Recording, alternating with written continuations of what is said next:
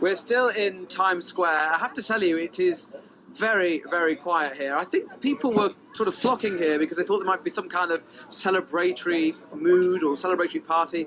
It's rather quiet, rather depressing almost. But I've got a Hillary Clinton supporter with me now. This is Matt, who's from New York. Matt, you've come with your camera. What were you expecting this evening? Everyone was expecting a celebration. You know, he didn't have a chance. At least the pundit said that he was going to lose. It's really depressing for me because I've been in New York 58 years. The last couple of years as an artist, I've actually needed the Obamacare, which is not very good, I'll admit, but it's better than nothing. And the first thing Donald Trump is going to do, as he said over and over again, is get rid of Obamacare.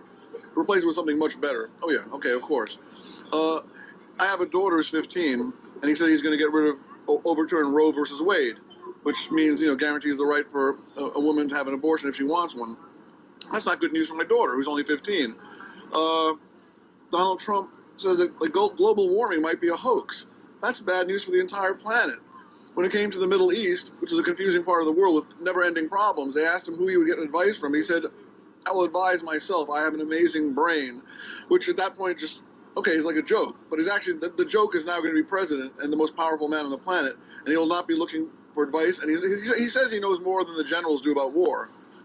That's also, I mean, the list goes on and on and on. The thing about the women with grabbing, I mean, it is really insane.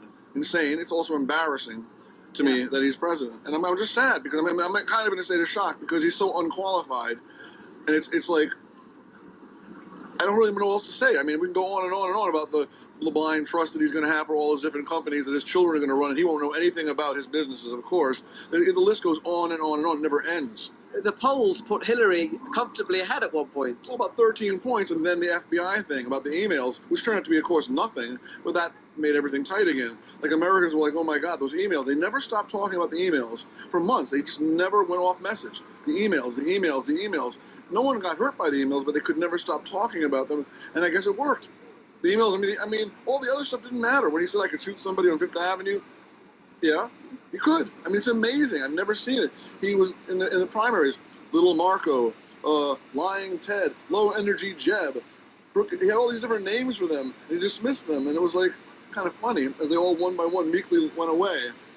This is the strangest thing I've ever seen, but it also, like I said, the Supreme Court will now shift to the right for the rest of my natural life, and that's kind of depressing.